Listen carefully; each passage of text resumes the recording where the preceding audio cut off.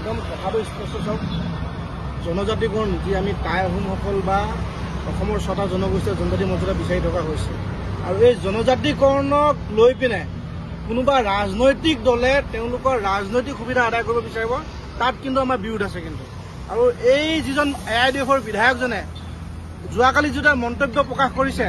তাত আমি টাই আহোম যুৱ পৰিষদ অসম তীব্ৰভাৱে আমি গৰিহণা জনাইছো আৰু ধিক্কাৰ দিছো যে তেওঁলোকে টাই আহোমসকলে পাব লগা প্ৰাপ্য আমি পাব লগা আমাৰ নিজৰ অধিকাৰ প্ৰাপ্য এই প্ৰাপ্যত তেওঁলোকে প্ৰশ্ন কৰাৰ তেওঁলোকৰ অধিকাৰ ক'ত পালে তেওঁলোকে কেৱল মাত্ৰ ধৰ্মৰ নামত এই AIDFৰ যিটো দল আছে এই দলটোৱে অসমত কেৱল মাত্ৰ ধৰ্মৰ নামত সহজ সৰল লোকসকলক প্ৰলোভন দি তেওঁলোকে কেৱল মাত্ৰ ৰাজভোগ উপভোগ কৰি আছে তেওঁলোকৰ অসমৰ প্ৰতি অৱদান কি আছে অসমত থকা অসমীয়া লোকৰ প্ৰতি তেওঁলোকৰ অৱদান কি আছে তেওঁলোকৰ কোনো এটা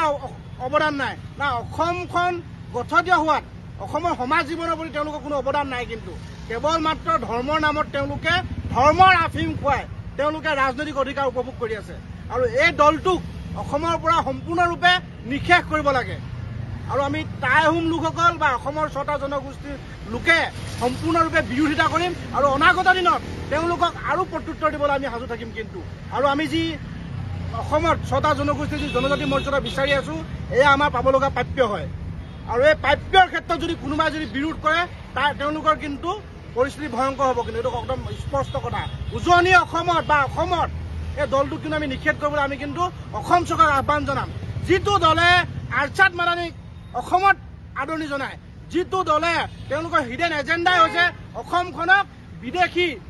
চৰণীয়া পথাৰ বনোৱা তেওঁলোকৰ হিডেন এজেণ্ডা আৰু সেই দলটো অসমক লৈ পিনে তেওঁলোকৰ কোনো এটা ভাল চিন্তাধাৰা নাই আৰু তেনে এটা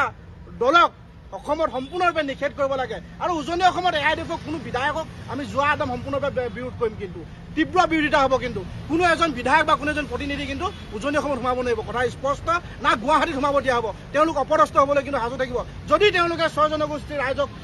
তেনেদৰে মন্তব্য আগবঢ়ায় বা আহোম জনগোষ্ঠীৰ লোকক যদি